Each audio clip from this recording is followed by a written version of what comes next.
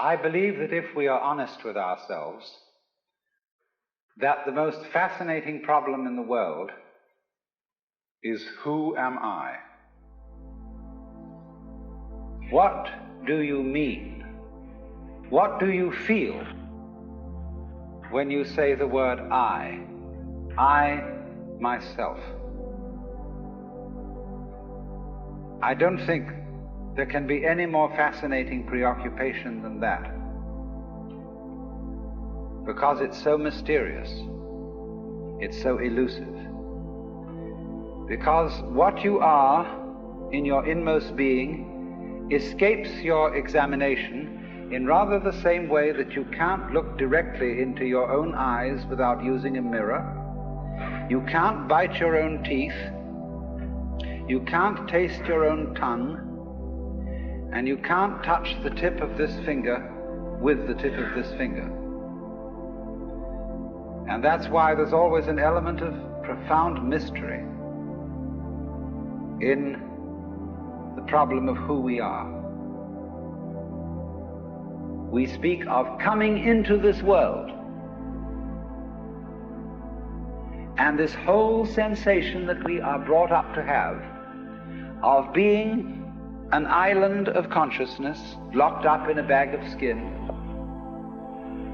facing outside us a world that is profoundly alien to us in the sense that what is outside me is not me.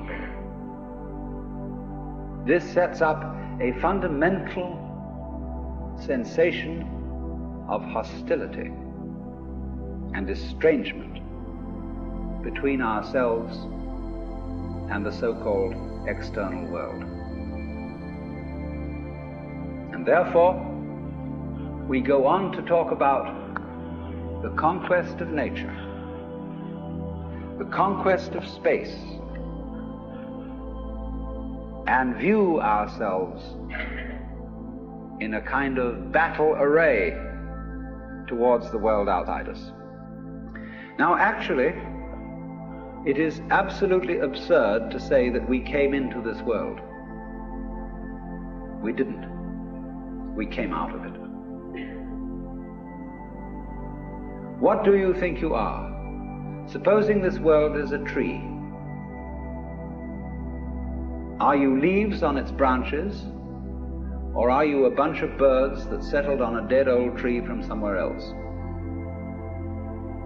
Surely, everything that we know about living organisms from the standpoint of the sciences shows us that we grow out of this world, that we, each one of us, are what you might call symptoms of the state of the universe as a whole. But you see, that is not part of our common sense. The whole of Western thought is profoundly influenced through and through and through by the idea that all things, all events, all people, all mountains, all stars, all flowers, all grasshoppers, all worms, everything are artifacts. They have been made, and it is therefore natural for a Western child to say to its mother, "How was I made?"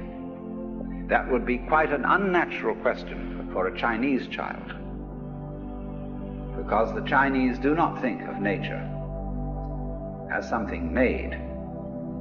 They look upon it as something that grows, and the two processes are quite different. When you make something, you put it together, you assemble parts, or you carve an image out of wood or stone, working from the outside to the inside. But when you watch something grow, it works in an entirely different way. It doesn't assemble parts. It expands from within and gradually complicates itself, expanding outwards, like a bud blossoming, like a seed turning into a plant. You do not find an intelligent organism living in an unintelligent environment.